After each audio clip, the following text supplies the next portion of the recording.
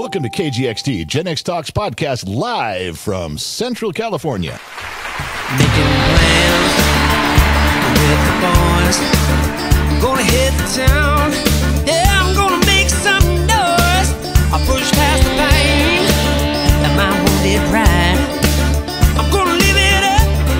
Yeah, stay out all night. But sure, I've had some better times. And I can't count all the tears I could write. And maybe down my list. Yeah, but the blues to me just fine. Need to get done. Dum, dum, dum, dum, dum. This one leans back. This is actually a very comfortable chair. I really like it. Yeah, I like your chair too. Okay, so What do you? I'm hungry, so we gotta hurry up. I'm trying to hurry up. I pressed record. You don't. Oh, you're recording that I'm hungry? I didn't know you were going to keep saying it. You said it like 7 times. I'm hungry. I'm hungry. I'm hungry. I waited till the 7th time, then I hit record. That you're hungry. I got it. Can we Just do the intro. Shut up. Just shut up. Welcome to the KGXT Studios Gen X Talks live podcast, brought to you by Loud Trouble LLC. I'm not even sure if he's in business. He lost his truck. It broke down. He's in a hotel. He's in a Holiday Inn somewhere. Are you still considered in the trucking business if you're Yes, ordering room he service is. from the Holiday Inn? He is still in business. He just hit a rut right now. Yeah, it's a rut. It's more like a fucking Big, huge freaking sinkhole. yeah, he hit something like that. Trucker Mike Dawson has been around the program, been a fan of the program since day one. Right. And he pops up everywhere. He's one of our most loyal followers because he's on every platform. Yes, he is. His truck broke down Oh my a god. couple days ago. Really? But he's a company man. So it's a company truck problem, and they'll send him home and do his thing. Now, he doesn't make as much money as being an independent, but there's a lot less risk. Loud Trouble, it's his money, his gig. He makes a ton of cash, but boy, when your truck breaks down, you're going to stick to the bottom of your wallet. What happens if you're in the middle of a run? Well, and you that got stuff. Yeah, that's I learned. He had to get his truck disconnected from the trailer, Okay. tow the truck to get fixed, get a rental truck, slip it under the trailer, and get your gear to where it's going. There's a rental truck. I There's didn't a know rental truck, I yeah. had no idea that they Yeah. rented semis. Good to They know. did. He rented the semi and got himself going. That's my So- future job. Gonna do truck driving. You're going to be a truck driver? No, if we weren't married and you didn't Wow. have kids and you had to start over again, I would see you for a little while being a bartender. Oh yeah, I'd have so much fun bartending. You'd get yourself in a lot of trouble is what you'd do. I'd have you so would. much fun. I think you'd be a bartender for a little while. That or a cocktail waitress. I couldn't do food waitressing, but a cocktail waitress. Yeah, I could like see I'd you- head to Vegas and just go in and like Be I'm getting too 21 and old. No, I know. So it'd start like 21. If you were 21 or 22, no husband, no kids, no nothing, I could see you doing a little bit of the bartending Oh scene. yeah, I'd be all over that. I'd do that. I'd have so much fun with that. You'd get in trouble. I've been mixing drinks since I was like 14 with my dad's bar. I'm just saying that's a thing. It's a legitimate My dad thing. taught me a lot of bartending. How I'm to fill not saying from that all the stuff your dad taught you was good. how to fill from a tap. That's you right. know, He goes, adding "You're salt to the beer. 7 years old, you're carrying him across there. Don't fucking let the foam heads go over the lip of the you cup." want 3/4 beer, 1/4 foam. You know, I know the ratio. All right. So, did you miss me last podcast? I wasn't here. Yeah, like a hemorrhoid. But whatever. That is not what you're supposed to say. Yes, honey, I'm so glad you're back. I made everything. Well, I was really upset last week. I mean, I know you were. I didn't. All of the situation that you and I were in with you and I in our marriage and the kid, it wasn't supposed to be super upsetting. It of course, going through stuff, it does get upsetting. Yeah. I did listen to last week's podcast. There was 4 minutes you were talking about me. Most of it, you guys were just doing the normal podcast. It broke my heart. oh, It really did. It really made me think it. I'm not saying I'm going to cry again. So that it stop. brought me to the table, but it made me have a few more concessions in how we were solving things between you and I when I felt that I heard your heart. Yeah. And so what you said last week was honesty, and it was pretty endearing. So I'm sorry that upset you, but thank you for creating a moment that was good for me. Oh, thank you. I want to talk about Gen X Talks or social media because I don't think people realize how much it consumes our life. I mean, when you become a social media, I don't want to say we're stars or anything, but personality and as big as the platform is, it consumes our whole life. And sometimes we do have to check out. There's mornings I wake up and I'm like, I do not want to do any Gen X Talks. Like, I know. Don't want to do it. And it's not anybody. No. But there's this, you know, the list I go through, and you know that it's 4 to 5 hours every day, as fast as I can work through stuff. Yeah. Helping the kid out with the things that he can't do or he doesn't have time for. It's 4 to 5 hours for me. And there were times, I'm better now, especially now that we've reconfigured some of our time slots, what we're doing. But there was times at 9 o'clock in the morning, I was looking at the clock going, oh my God, I got a big show to do tonight. I got to bottom of the glass. I'm not ready. I'm not going to be ready. I'm not motivated. I can't do this. It was hard. Yeah. And I think was because there was so much other stuff on me. If I could just sit down and do the show, I'd be great.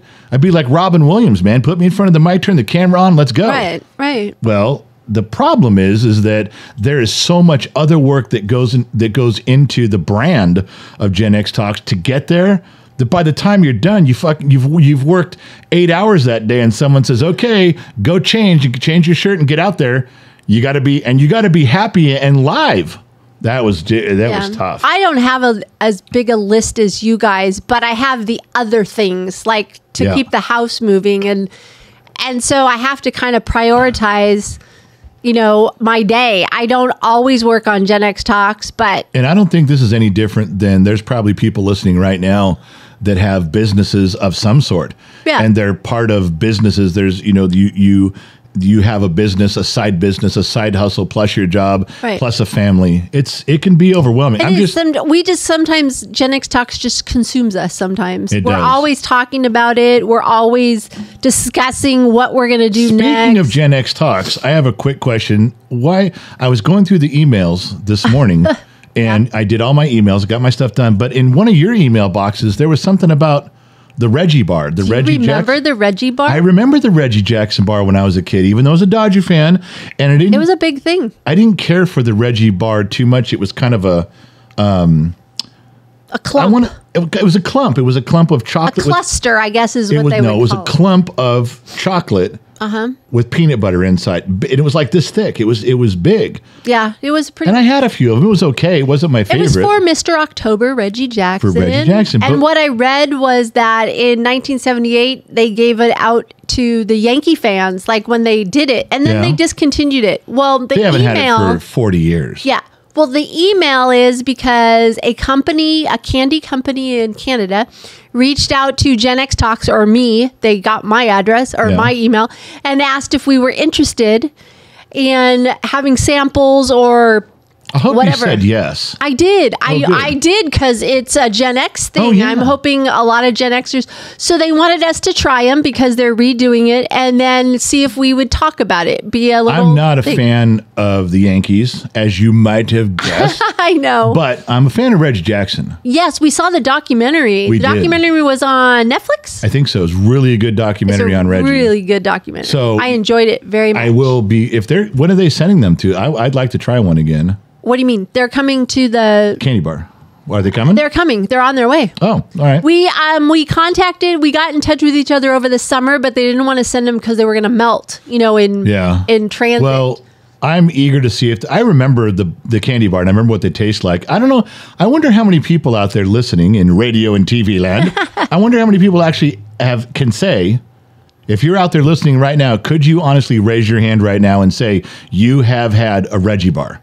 Because they weren't out for very long. They weren't out for even 10 years. No, they weren't. I can say I've had maybe one. A year or two. I can say I've had one. I've had one too. I mean, I tried it. It was one of those things where you had to try it. I would get off the bus on Roscoe Boulevard in Ventura Canyon, going home from Village Christian School, and the bus would drop me off there, and there was a DeRose Liquor was right on the corner, and I would walk across the street, and if I saved my lunch money, I'd buy a couple packs of baseball cards, and I remember walking in there and seeing that Reggie bar there for the first time. It was square. It was in a square package.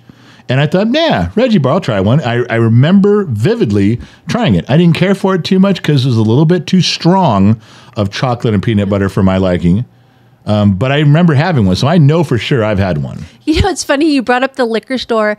There used to be a Jerry's liquor store on the corner of Saticoy and Vineland that I used to go a lot. I'd cut across from, my friends and I would cut across, but my dad would send me up there for liquor.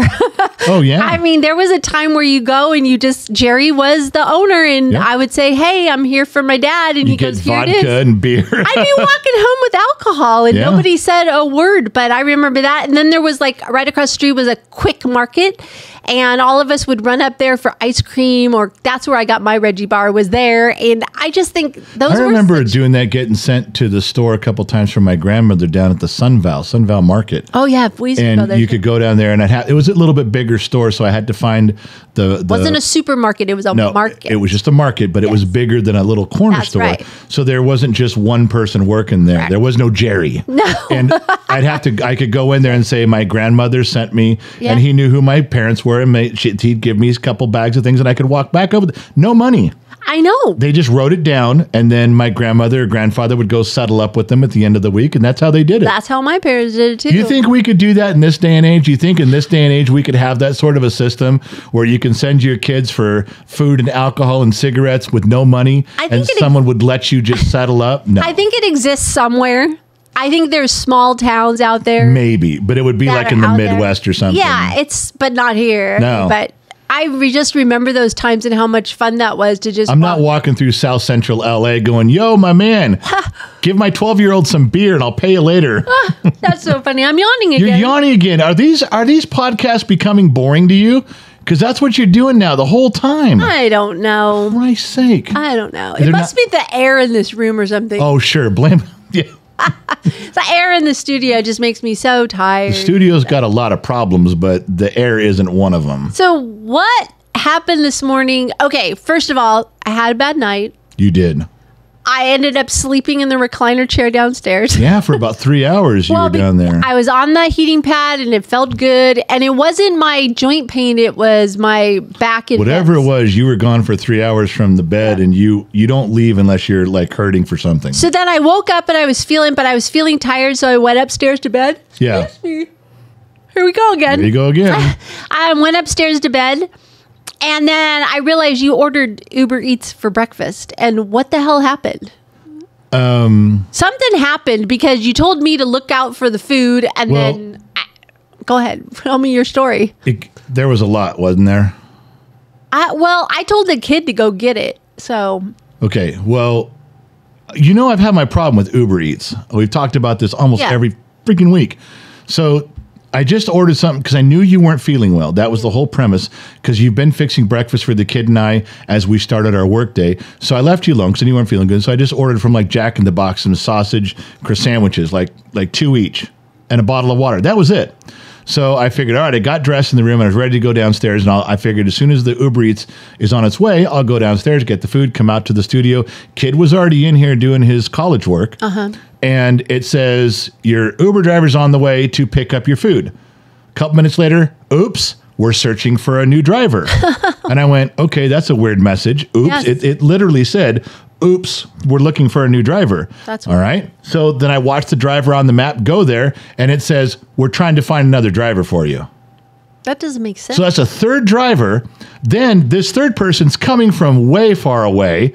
I'm like, God damn it. So they drive all the way out there. They get there, and the screen goes blank, and I can't refresh it. The next message I get says, your Uber order was canceled. That's weird. I'm like, wait a second. You guys had 3 drivers, and now it's canceled? I'm 45 minutes into hurry up, I'm hungry. Now this almost turned out bad for you. I almost woke you back up and said, hey, Uber's fucking everything up. You got to go to the kitchen. I would have, you know what I would have said to you. Yeah. And you would have used all the bad words that a girl's not supposed to say. Yeah. So I ordered again real quick, just hit reorder. And I wanted to get on the chat with Uber this time and go, what the fuck, man? So I go through all the steps. You can finally get to a live person, because I even asked them, I said, are you a real person? And the guy goes, yeah, I'm RJ, I'm a real person. And I said, okay, what's 2 + 2 - 2? And he answered. So I figured he's a real person. Could have been an AI. And I said, what the fuck, man? It went from driver to driver to driver to cancel. He goes, let me check it out. He's gone for like 7 minutes. He comes back and goes, I can't see that side of the information. I go, what the fuck, man? What can you see? He goes, well, I can see what happened. I go, what happened? He goes, your order was canceled. I said, no shit. I already knew that. Yeah. What's with the 3 drive? Anyway, he refunded the money. Oh, that's good. And then he gave me like a $20 credit. And he said, did you just order something else? And I said, yeah, I just hit reorder. And he goes, they'll pay for that too. And then all of a sudden, the kid comes out here, and I ordered just 4 sandwiches. Yeah. He had 4 meals. He had 4 big meals with drinks, and there was fries, and there was extra fries, extra hash browns. I'm like, and you think that's a really good thing that they gave you all this extra food for free?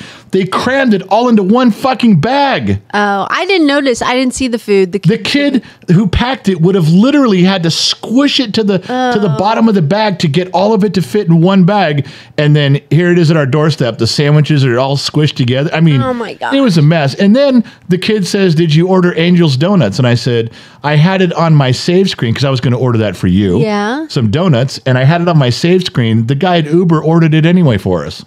Oh, how weird. So they were really, they know. When they say, we can't see that side, we don't know what, yeah, you do. Or you wouldn't be kissing our ass and apologizing like you are if you didn't know. You know, he just didn't want to tell me. Sounds like my Spectrum situation on, what day was that? Thursday? Yeah, you were mad. No, not Thursday. Yeah, it was Thursday football. No, it was Monday night. Monday night? Yeah, it was Monday night. You were mad. I was so mad. You were sitting in that. I took a picture of you sitting in that chair because I was across the room from you, and I shared it with staff or Low Torque or somebody. I go, she's pissed.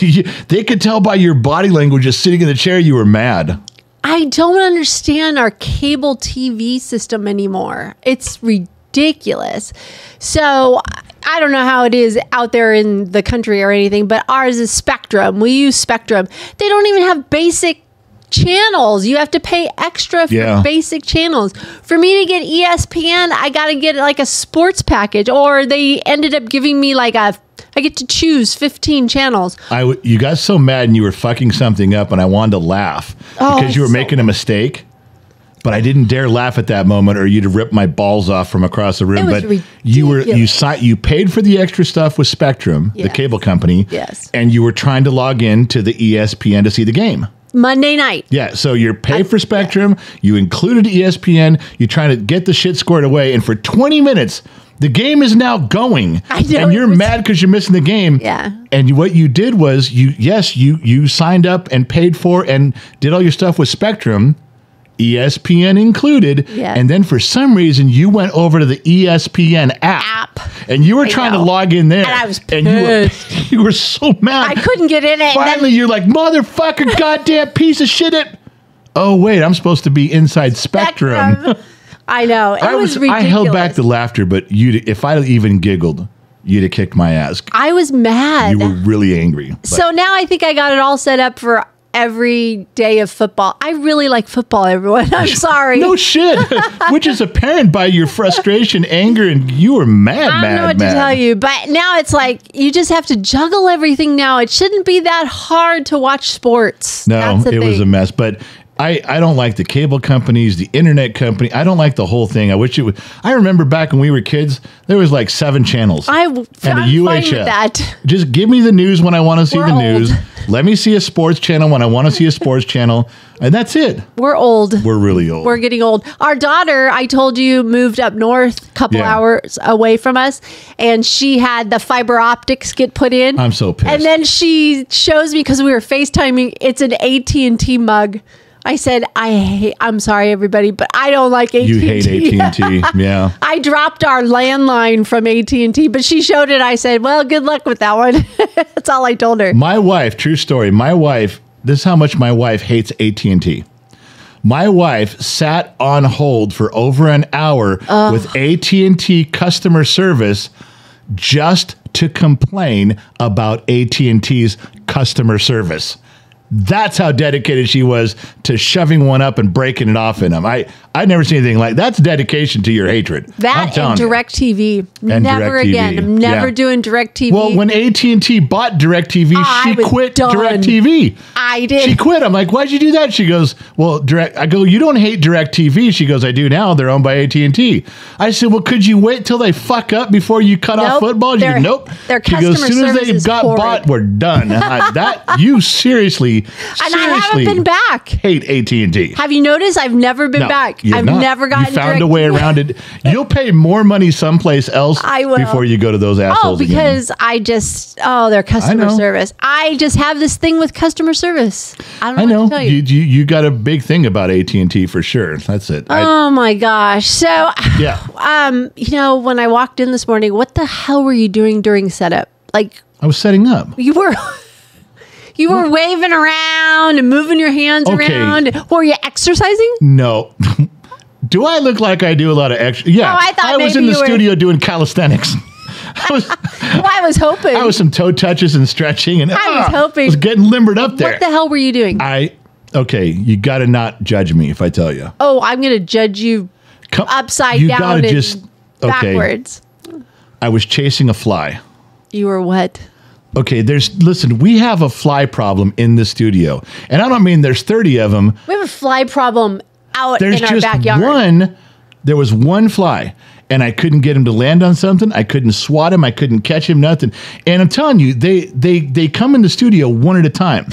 The other day, okay, you know how we have a studio cam on, and sometimes on Discord, our fans, it's a free cam, and it shows the studio. You just got to go into Discord. So all of a sudden, there's all these people watching us. Right. Like right now, you're on cam. You and I are on camera. If someone's in Discord watching, they see us doing that. They can't hear us, but they can see us. Right. All right.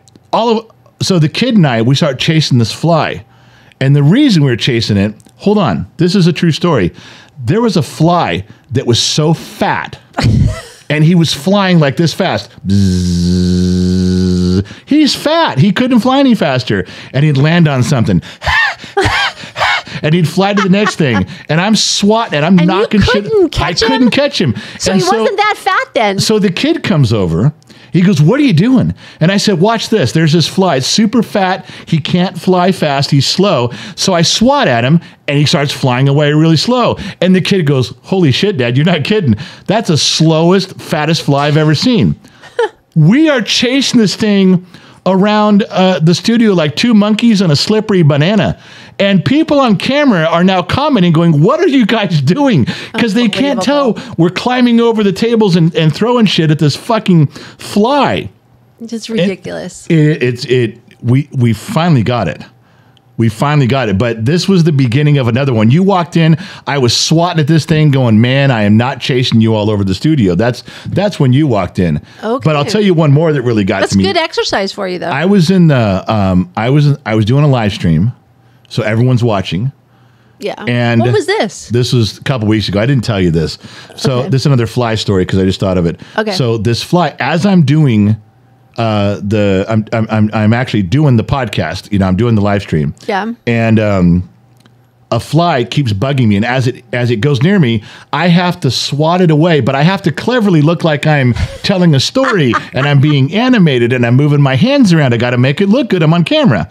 But the whole time I'm striking at this thing, it finally lands on the back of my hand.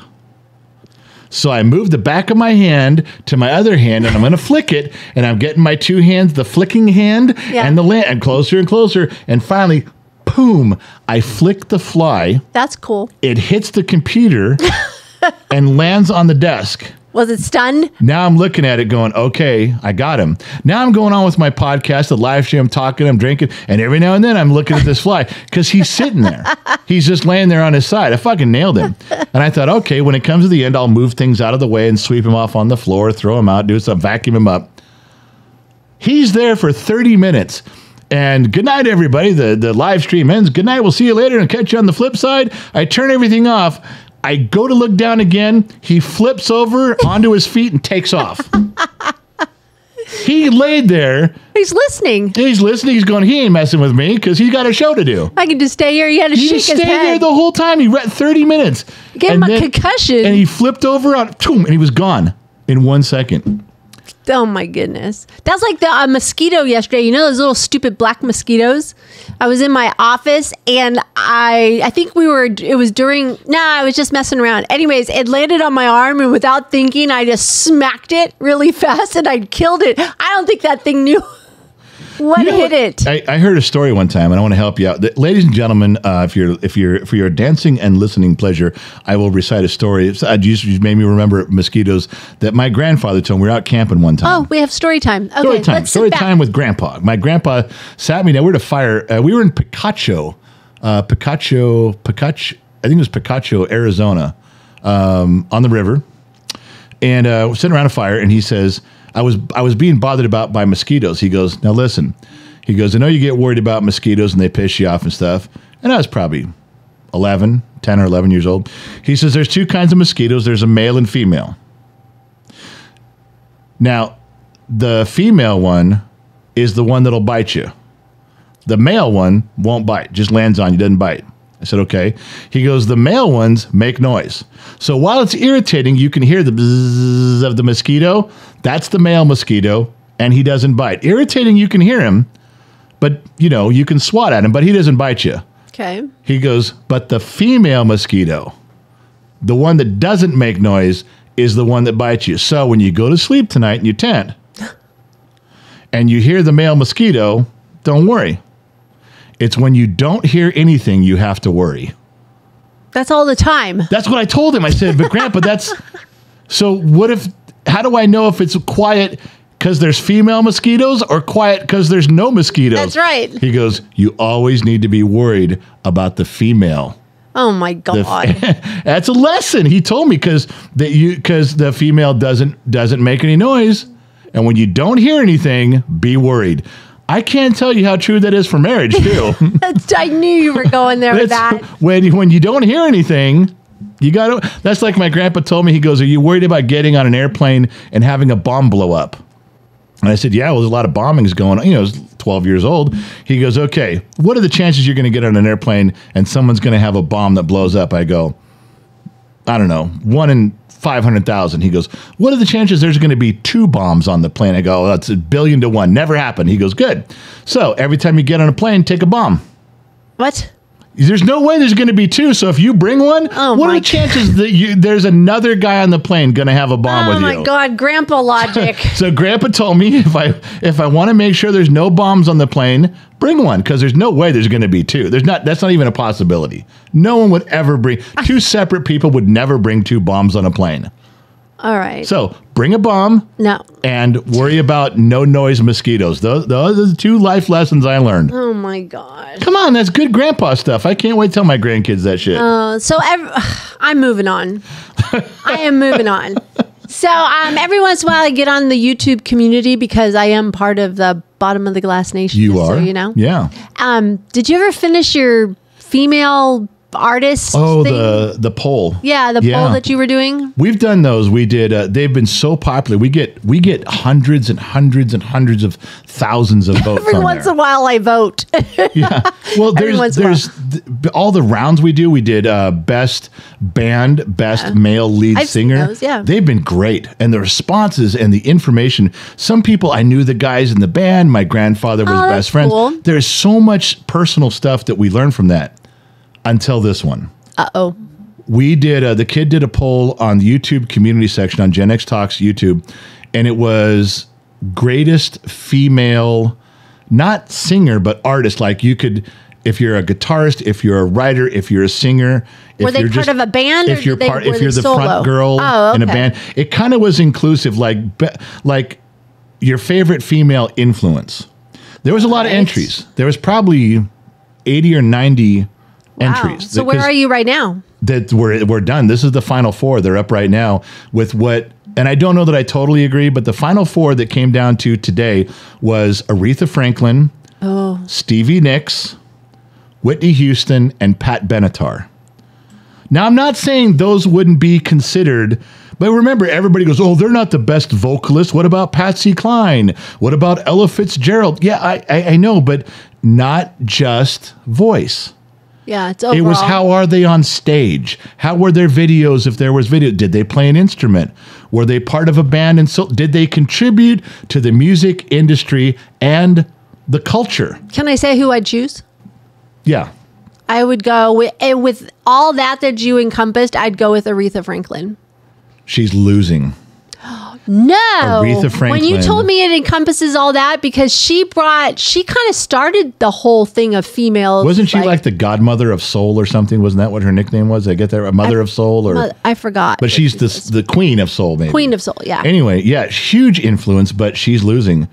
And it's probably because of the era. And I think a little bit has the age. I don't think people really have a grasp on how influential she was. But like I said, there was other people. But out of those four, Aretha Franklin, Stevie Nicks, Pat Benatar, and Whitney Houston, I think maybe Aretha and Whitney had the best voices, best range.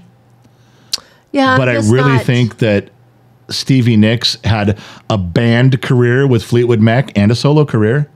Pat Benatar was good for her time, had a lot of good songs, but she just stayed. Stevie Nicks has spanned the test of time, though, too. Like, she's still singing, she's still doing concerts, but I don't know. I don't know if they're so. I thought of somebody else in my head, and now it just disappeared of who I would pick for somebody that was influential, but it wasn't Whitney Houston. Yeah, Whitney Houston is.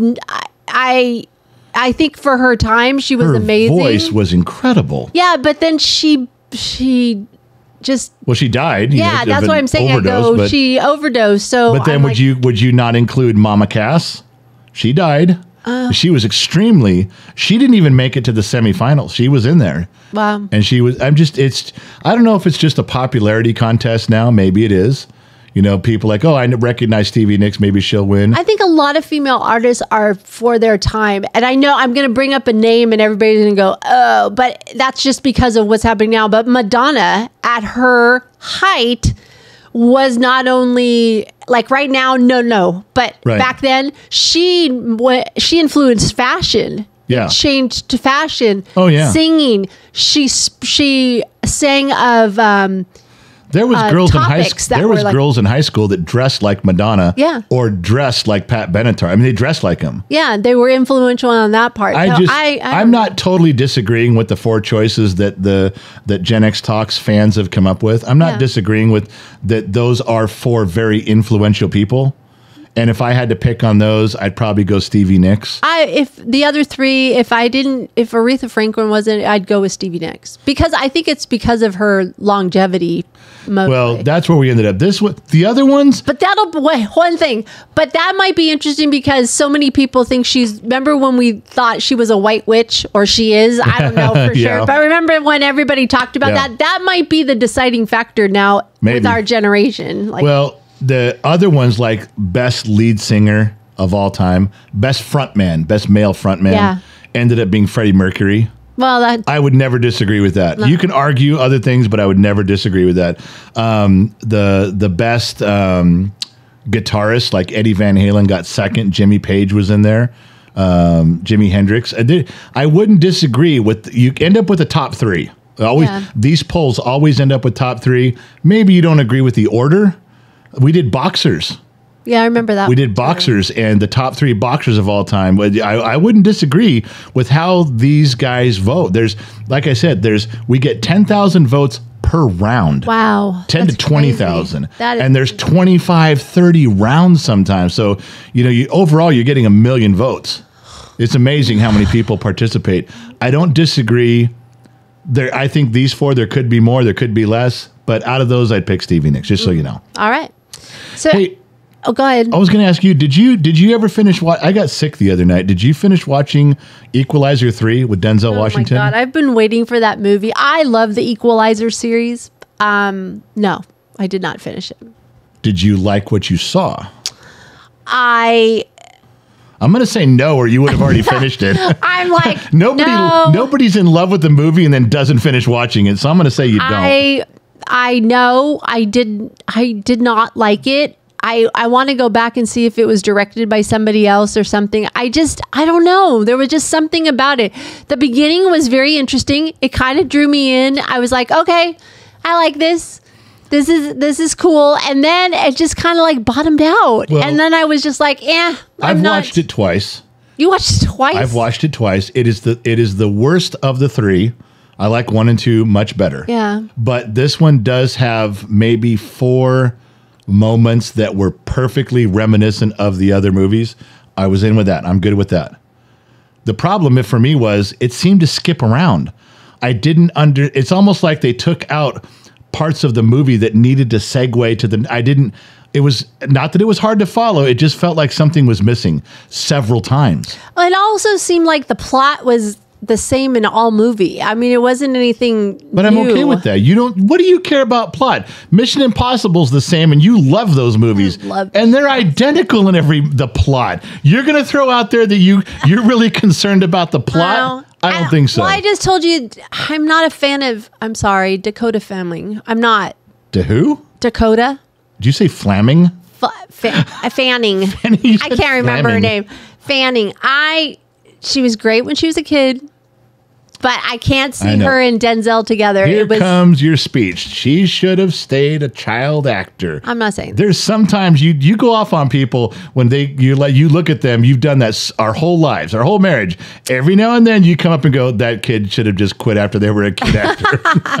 It just was, and Denzel I don't know. He's so good at acting. He's incredible. One of my favorite actors of all time, but I don't think this movie should have been another hour longer and fill in the gaps. Maybe other people got a different take, but I'm not giving you any spoilers here on Equalizer 3, but if you watch it, be honest and tell me, did you think maybe there was some gaps that just were kind of like, that was kind of dry. We could have put something in there. The only other thing was, I don't want to say it was gory, but it was graphic. That's my word. It was a lot more graphic, I believe, than the other ones. I didn't notice that at all. No, that was just me. Maybe I didn't notice any particular, there was no gasping moments for me with that. It was like I said, there was 4 moments in that were brilliantly done, just like the first 2. And they were, to me, right on par. All right. Well, let us know what you think. Yeah, let us know what you think. I know we don't really talk about this, but can I ask you a political question? Yeah. Because I don't understand this. I'll make it real quick. I won't bore anybody. Okay, please. So I heard that Biden is now building the wall. Yeah. But wasn't he against the wall? He campaigned and said, there will not be 1 more foot of wall constructed while I'm president. That's what I thought. Well, why is this just because the election's around the corner? It's not even around the corner. We're still we're a year away. I don't know. I'll be on. The first answer is I don't know, but I'll throw a couple things out there. The wall. These are your idea. This is your. Well, no, there's just a couple facts that that everybody knows. Okay. All the pieces of the wall that weren't yet constructed have been laying out in the desert. Tons and tons and tons. They stopped working. They walked away. So Biden, the administration, has been paying storage on those things all this time. They've had to put a lot of things in storage. Some of it was on private land, and they were paying for storage. A lot of it they were selling off. They were selling off big chunks of not of the wall that was constructed, but the pieces they weren't using. Okay, not a big story. Not hard to find. Go Google it. It's out there. Biden was selling it off, which you would expect that. He's not building it anyway, so who cares? Okay. So he's paying for storage on all these pieces of the wall that weren't put up. A lot of it he was selling off. Now, all of a sudden, 180-degree turn. And believe me, the news agencies are running the footage. I will not build 1 more foot of that wall once I'm elected. Under my administration, no wall. Yeah, that's what I thought. 20 miles are going up to start with. And I don't know why. I'll go come full circle. I don't know, because he is pissing off his base. He is pissing off environmentalists. They're throwing out their bullshit. Well, the migratory lizard that normally travels from one side of the, across the Rio, they can't get through the wall, man. You're fucking with the ecosystem. Those guys are already out screaming and yelling. Of course. The only, the 2 people that are on the border saying this is okay? is the mayor of New York and the mayor of Chicago are on the border going, I don't care if you come across here, don't come to our cities. We're full up. I heard that. I saw and then that. They cover their mic and go, hurry up with that fucking wall. Well, how long will it take to build? Do you know? Well, 20 miles? I don't know. I don't know how much they get done and how fast. And Mrs. Four on staff, Mrs. Four Watton on staff, she brought up a good point. How effective is 20 miles? My response was, every mile helps. But I where? can see that. Are they have to be, I don't know. There's somebody's in panic mode because you would never, ever turn on your base like he just did unless something's going on. And maybe we don't know about it yet. That's what I'm wondering. It's like, why all of a sudden is, but I don't know. The funniest part is, and I said this when I first heard the story broke this morning, I started listening going, well, how's he going to blame Republicans? I can't wait for him to come out and go, well, we had to build the wall because those asshole Republicans forced it on us or something. There has to be some sort of a spin where you can get mad at Republicans and go, yeah, we had to build the wall. Sorry, it's not our fault. I don't know. That's the only, so you answer your question is, I don't know. I have no idea why he's doing that, but he's doing it. Okay, well, I came across my news feed and I wanted to ask you. And the other thing is that, you know, that October 4th thing happened. Yeah. And I was thinking about, do you remember when we used to hear about computer viruses and you used to warn me, don't open an email if you don't know who it is or whatever. How come we don't hear that anymore? Like it's been years since you said that. But people, only old people like us will remember. Viruses. Old people like us? Yeah. Whoa. Wait a second. Maybe you, but not me. Hold on a second. It was, viruses used to shut down your computer. You had to be careful what you opened, what you clicked on. Yes. 20 million computers would be infected. You used to be on me all the time. Don't open. If you don't know who sent you the email, don't open it. Yeah. The real quick version is people didn't do that back then to take over your computer. They did it for notoriety in their community. I created the virus that shut down 60 million computers. Okay. I crashed 20 million computers. That was just a thing back then. And nowadays they shut down computers for ransom. They do companies, they do people, and you have to pay them money to unlock your computer. Happened to my cousin Cindy.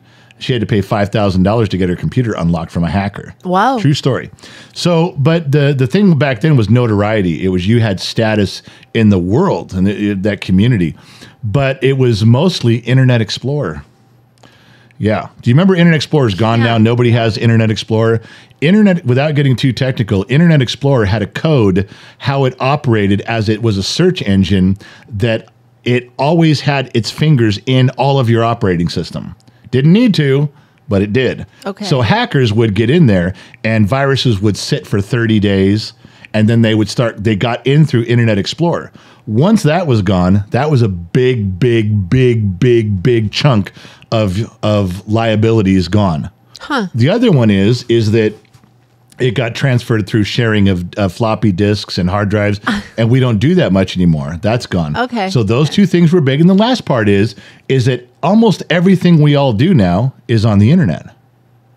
Everything you do is you go here, you go here, you go here. So at each end of the internet where we're arriving, and as the information passes through hubs, as it passes through nodes, as it passes through exchanges information through servers, all of them, they all filter through viruses.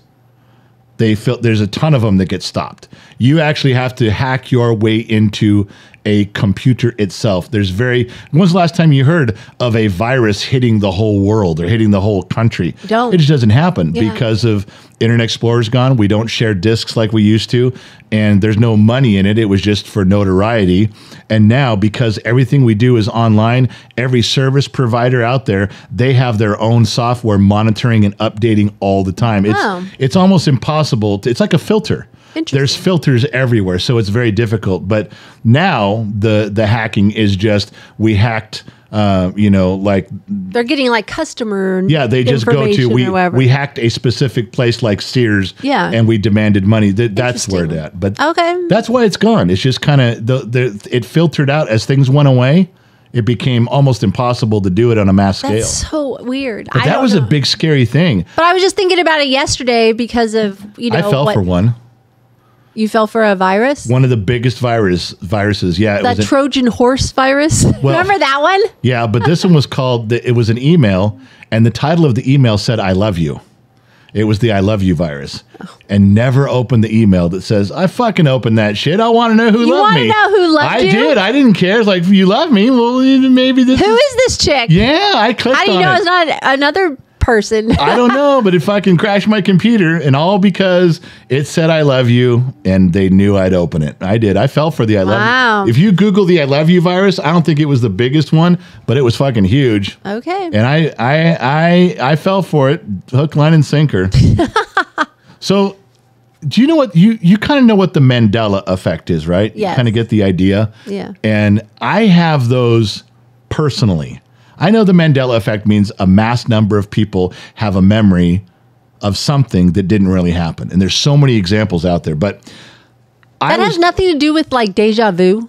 Well, that's what everybody thinks. It's like, how can, if you have a memory of something and 60 people you're in the room with, you go, I remember that toy that came in a box of cereal. And then you do some homework and the company goes, we never sold that toy in that cereal. Okay. But 60 people go, no, I was a kid. Right. And we all have 60 individual memories of being 10 years old. And no, that's the problem. Is it deja vu? Is it a collective? Or did it really happen and somebody's trying to erase it through time travel? Here you go. Some of our memories are hanging on. All right. Okay. The other day I was trying to talk with a kid about there was a small little thing in the 80s when you and I were kids. You go to a gas station or a grocery store, you can get a fountain drink, and you take the cup and you fill it up yourself. Right. And you used to, if you brought it back, you could refill it on for some a of them smaller price or something. So 7-Eleven knocked everybody out of the charts when they came out with their Big Gulp. I remember that. It was 32 ounces and the 7-Eleven Big Gulp. Oh my God. When the beginning of that summer happened and they had a Big Gulp, man, I don't care where you were going. That was our soda addiction. That started going to 7-Eleven. You were a 7-Eleven fan. Yeah, right. And then AM/PM came out with theirs. That's mine. The 32 ouncer. Same size, but it was theirs. Now you can go to AM/PM, get a big drink. Oh my God. I loved AM/PM. That was the one I hit because we had softball practice off campus of our school. Right. So when we drove to practice, we'd stop at the AM/PM, run in because they didn't have. I bet you went to that AM/PM on Sunland and Latuna. I did. We ran in there. I think it's still there. Sunland and Latuna. Ran in there, filled up a Big Gulp and took it, and it lasted all practice. It was great. But if we all kept our cups in my car. Yeah. So after school, that's where we'd go and we'd refill. Yeah. Oh, good. Okay. Numbers. Yeah. So there was a couple places that came out with big ones to compete. Yeah. And because as soon as 7-Eleven did that, everybody went there. Oh, for sure. So AM/PM's like, well, shit, we got to get our shit together, and everybody comes. It was good. But there was one I used to get in 90. And it was by AM/PM, and it was 44 ounces, and it was called the Super Tanker. No, I think it was out sooner because I remember having that one too for practice. Okay, well, whatever. It doesn't matter when. No one. You brought up the date. Okay, well, don't get hung up on the date. The story. Well, then you don't bring up the date. Okay, well, you know what? This is a time I remember it, okay? Okay, go ahead. Can I say that? Sure, go ahead. Goddamn women. Chicks, man. You brought it up. Okay, so you actually filled it 44 ounces, Super Tanker. Right. It was white with purple letters on it from AM/PM. You folded the top up to where it looked like a milk carton, a cardboard carton, and you put two little plastic tabs on the ends, and you folded it like you would the half gallon. I don't remember that. I remember maybe it was the Big Gulp or whatever that used to have the plastic with a little handle, so you could grab 7-Eleven came out with one after that rivaled it. And I can't remember what it was called, but it was in a big red carton type thing. And I don't remember too much about it. But either way, I have searched the internet. I have called my friends. Some of my friends go, yeah, the Super Tanker. I remember getting that. We used to go down to, Super Tanker. But on the internet, I can't find one picture, one reference, nothing. I think you're full of shit. You think I made up a soft drink container, made up its shape, made up the name of what it was called? I don't remember it as a milk container. It was round all the way like a cup to the top, but the top folded. All right, I don't look. remember that. That's why I said it had a plastic cover with a handle. How could I make up the entire... Why would my brain make up every aspect about Well, that? we'll find out. If somebody says, listening to the podcast, and they have There is a we'll comment see. section. Like it says, how did you like the podcast? Yes. Like on Spotify. Yeah. And then you can comment. And people do. We get a few We'll comments. see. We'll see if somebody is. It was a real thing. I'm telling you, this is not a I fake don't know gig. It about was a that. real... I don't know. The AM PM super tanker. I wish I knew what the big one was from 7-Eleven. It was a big, tall, red container. You could get big red, but I don't remember what that was. I won't pretend to know the shape. I just remember it was huge, and it was briefly out. Briefly. But I know the super tanker was out for a few years. Well, I don't know. All right. Well, anyway, that's my Mandela So, question thing. do you have a?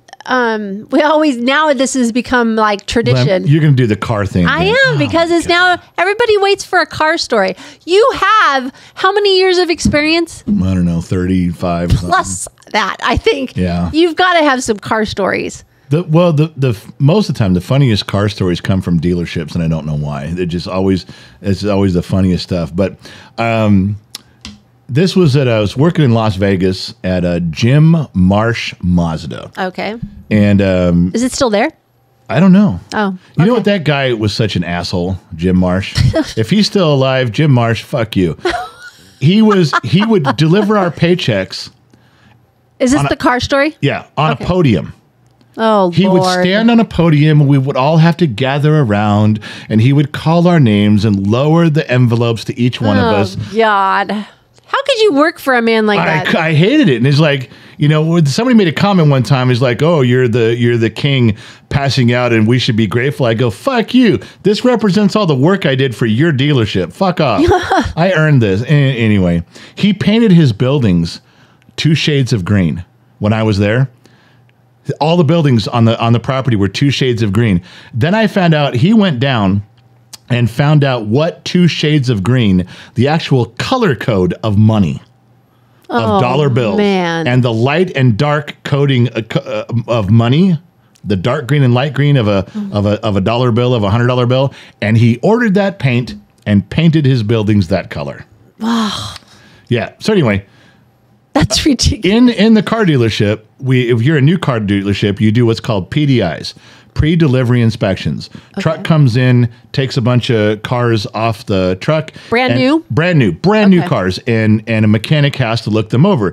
You lower the tire pressure correctly, make sure there's oil. You clean it up and do all the stuff to it. Why are you having to do this? Because pre-delivery inspection, because sometimes they come from the factory incomplete, broken, there's something missing, not connected. Really? It went through the factory line. Yeah. The factory doesn't check that? They do. Mazda, at the time I was working on Mazdas, they were pretty thorough about it. They didn't make a lot of... I'm thinking, why would they send it out? The Jeep Grand Cherokee would come missing windows, missing door... No, they sent a memo out to everybody and said, listen, we are selling Jeep Grand Cherokees so fast. We are producing them so fast. We're telling you we're not getting them all assembled right. Assemble them at the dealership. When you get them, we'll pay you. Oh my Finish up the stuff. We're just blowing through the assembly line with them. They sent a memo saying that. So we did. We did PDI. Stuff doesn't work. You figured out it's missing a little something or something's not done right.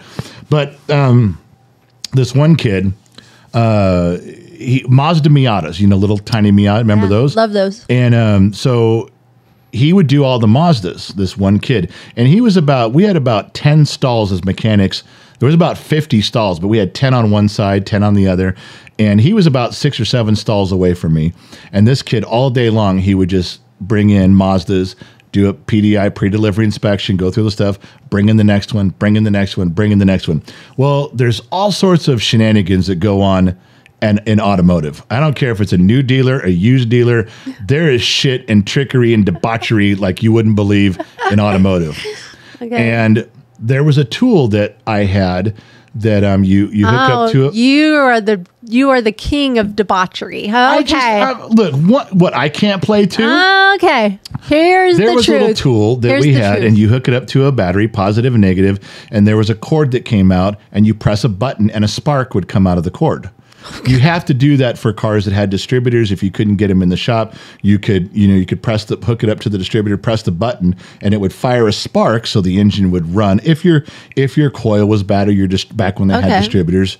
So I had this tool, and the spark would, as long as you held the button down, it would continuously throw this spark out. Oh God, this does not sound good. So what I did one time was, long after everybody went home, there was like a 4-foot wall that all of our toolboxes were pushed up against. We could see over the wall to the other part of the shop, and they could see over into ours.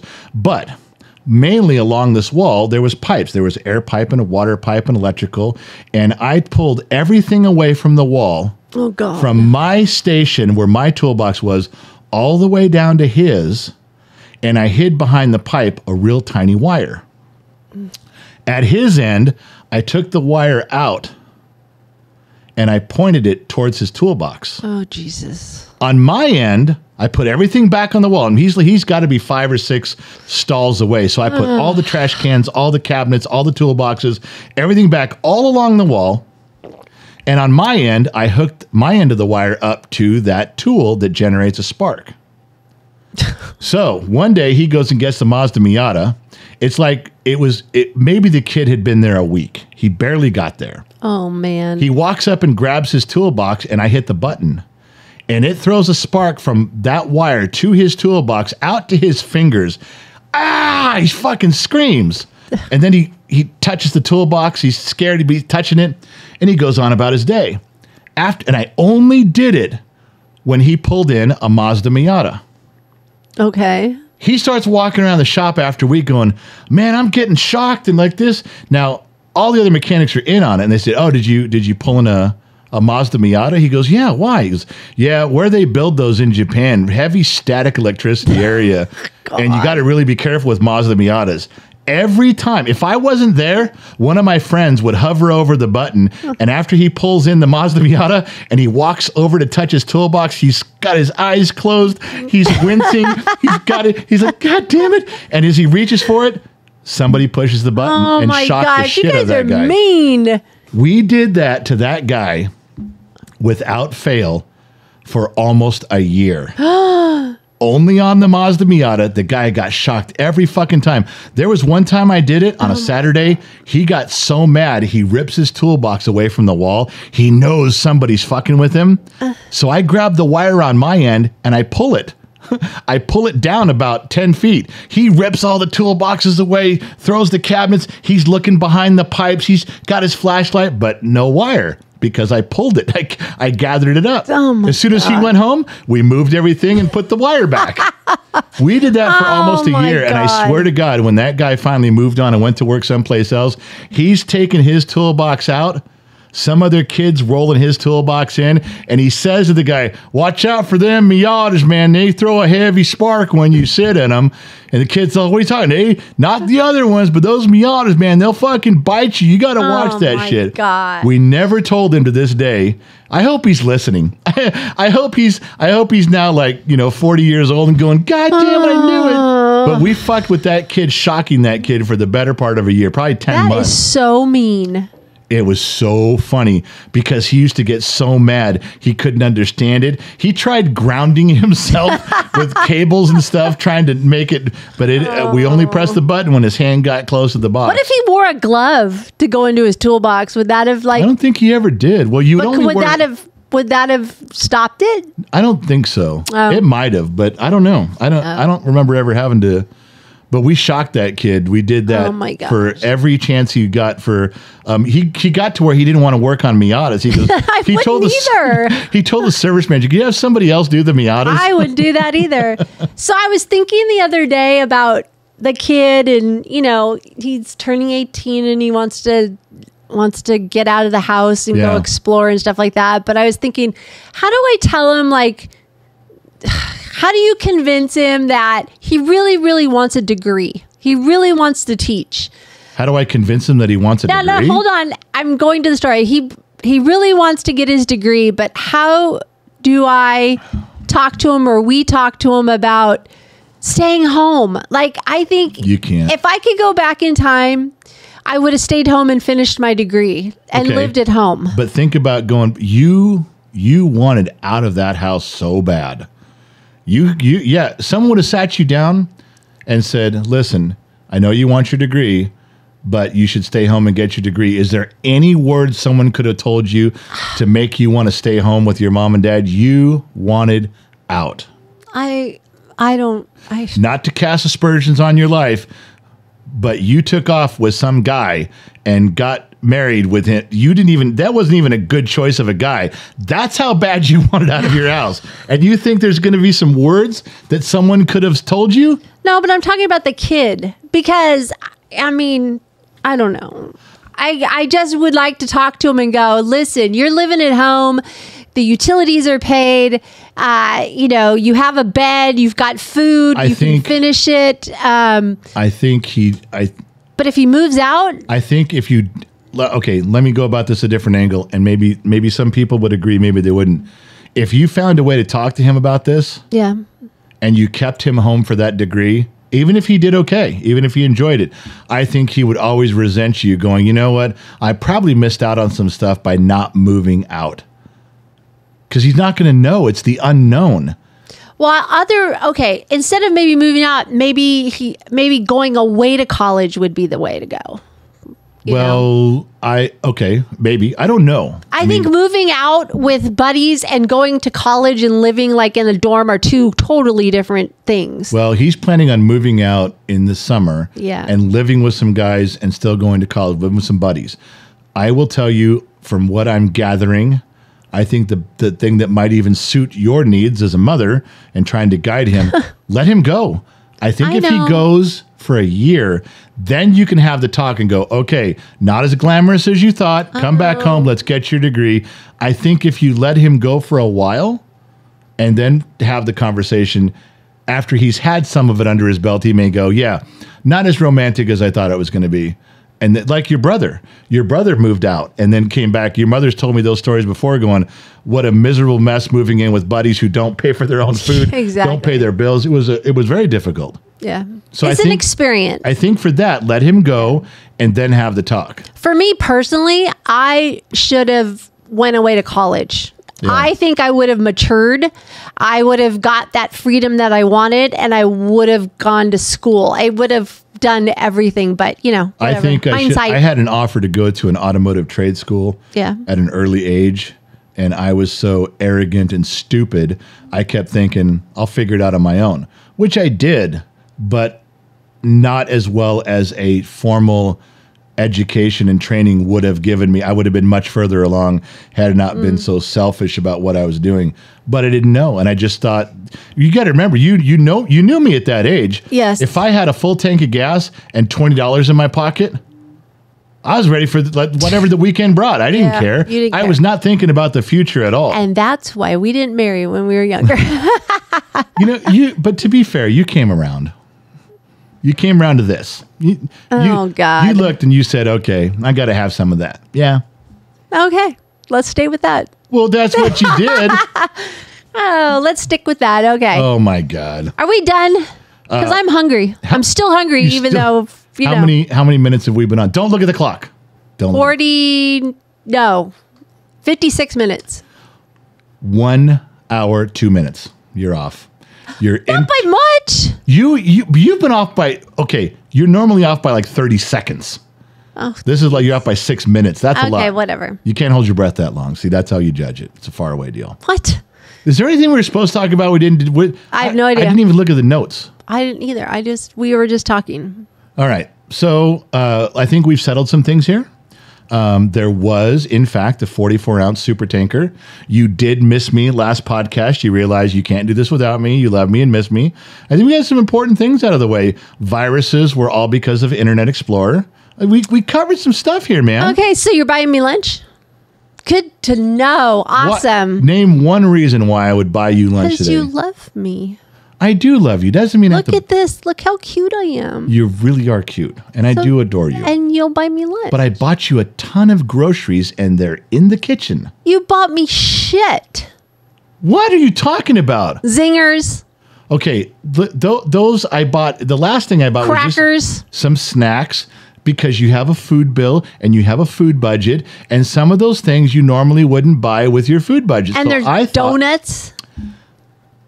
Go have a donut then. Angels, hey, that's on Uber. Uber got some donuts. Go have a goddamn donut. That's not what I want. What do you want? I'm whining now because I'm hungry. Whining. You're twirling your hair. I'm getting hangry. And you're whining. You turn it. Okay, what do you want? I don't know. Oh my God.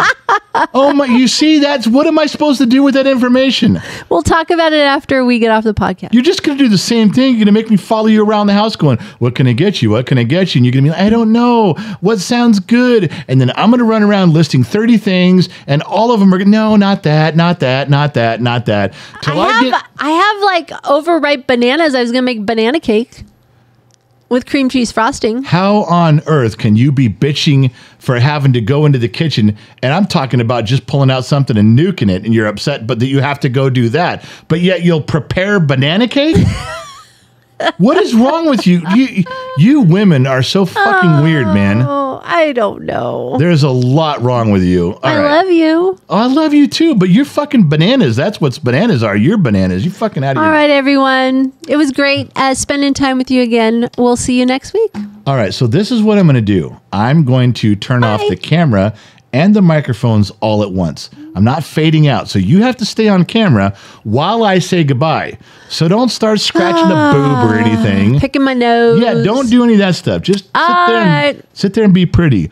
Listen, so I'm back. Yeah, you guys had one podcast without me. Did you miss me? I think you did. Thank you for tuning in. I'm not sure where you tuned in on this little blue marble that's floating around the sun.